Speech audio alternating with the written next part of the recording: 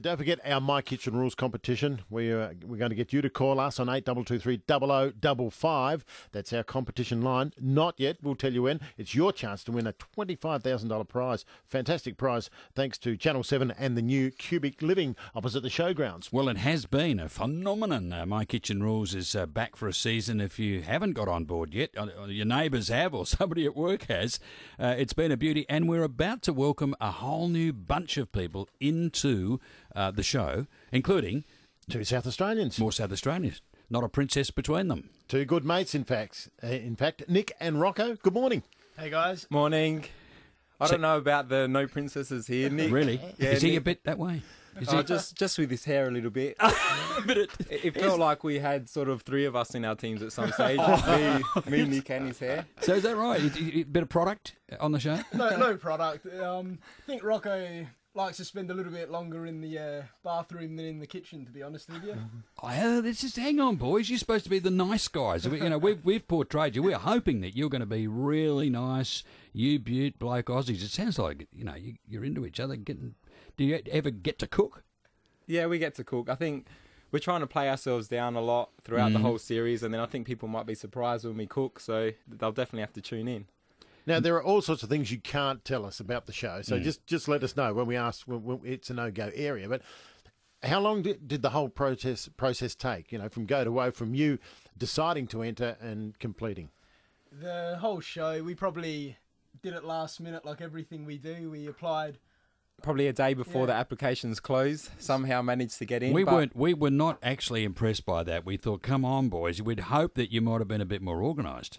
Or was this a tactic? No, I think it's just typical Nick and myself's fashion. We just leave things to the last minute. We're one of those night before people. We do everything the night before. The night before, okay. So you had to go through interviews, you had to go through selection procedures, a medical test? What about when it came? There's a very long selection process. You have to go through psychology. You need to go through, your medical checks, a lot of applications, cooking challenges. It took probably, a good old month or so just in applying. And then, to film as well, it took 4 to 5 months in total. So it was a long time. We basically had to put our lives on hold. Long days? 13-hour days, 10 days straight, 1 day off. So, not much breaks. Hell. And on the day off, you couldn't come home, or could you? No. We were over Sydney for about 4 to 5 months. So it was a long time to be away from home. What did you leave behind? What are you back to now? What do you do when you're not on My Kitchen Rules? So I'm back at work. We're lucky that with both of our bosses, they were really nice to give us the time off. And, I work in finance. I'm a builder, so... You could work around that. It was like we never left. As soon as we came back, straight back into work, and we're back into it now.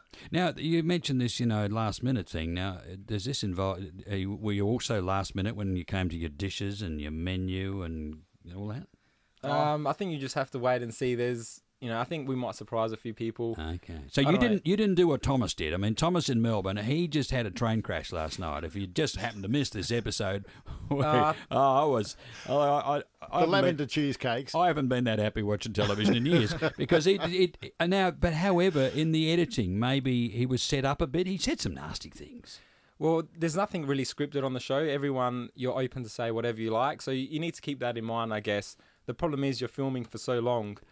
So you don't know what they're going to use yet. Exactly. We don't know how we're going to be portrayed at all. We're a little bit worried about that. So what are there moments when you think, not that bit, please? Yeah, there's plenty of them. I'm having some sleepless nights. I don't know what they're going to show, and I'm really not looking forward to it.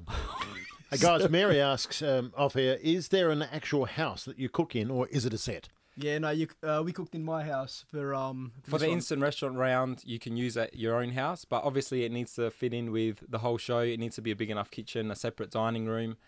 So some people cook at their own houses, some people cook at friends' houses. But once you're in the studio, we're all cooking in the studio. You didn't have an oven malfunction, did you? No. You know your own oven. It was okay? Yeah, no, it was all good. That's the thing. These people cook in different houses. People are wondering why their ovens aren't working. they're not tested, they haven't tried it. You're under a lot more pressure in the moment than what people think. Well, I was going to ask you about that. Did you actually get unglued at any stage? How did you cope with the pressure?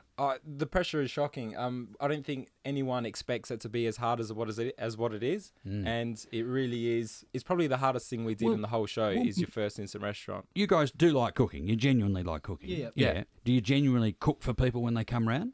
We do, but not to a this caliber, 3-course. Yeah. No, that's right. Not 3 courses, and for so many people. For so many people, and you're using just a normal stovetop and a normal oven, and it really is. That's where I think a lot of people get caught out. Everyone cooks, but when you're cooking for that many people, it kind of creeps up on you. You lose time. And then Manu says it must be consistent. and another thing is you're not allowed recipes throughout the show, so you have to sort of store everything in your head and try and remember everything. That's right, You're not allowed to check in the green and gold. No. So who taught you to cook? Probably our mums taught us to cook. Yeah, our mums definitely were our inspiration. Can for you give cooking. us a little bit of an indication as to your leanings in the field of cuisine? What do you like to cook generally? We've been brought up on traditional Italian food, but Nick and I sort of modernised it a lot. we put our twist on things. We like to make it different. You didn't put too much fruit in it, did you? We Seafood and fruit. You didn't use lavender, did you? If you saw the show last night. Just in our washing powder. Oh, good, because poor old Thomas last night, that's about the fact that Thomas, the Melbourne bloke, actually poured a lot of lavender on the top of his cheesecake, and they did think it tasted like soap. Did you hear about that? Yeah. We heard all about it, Thomas thought it tasted good still, so I really wish we got to try that. I'm glad I didn't have to try it. So what about the future?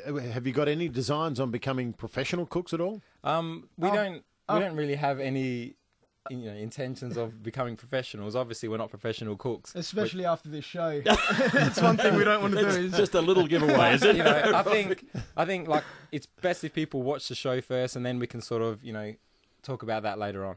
Okay, But so you're on tonight. Yeah. And your first cooking is what, next Monday? Monday We cook. So tonight is Sam and Gillian from New South Wales. Yeah. Their future potential in-laws. I think these are two ladies that put fashion before comfort. We just saw a little bit of a clip, didn't we? And they wore a bit of a fascinator even just while they were out in the kitchen. It was funny when they opened that door. We thought we were going to Melbourne Couple or something. The way they were dressed. But wait until you see their shoes. I think everyone will be extremely impressed that two ladies can spend the whole day cooking in the highest shoes you've ever seen. And what about the Queensland bloke who has been named by a contestant as Dr. Evil? Oh, I don't think Peter and Gary can really help it. I think it's the way it is. It's just the You've way got it is. a doctor and a criminal defence lawyer. I don't think anyone could win an argument with Peter. I think he's going to be fantastic to watch.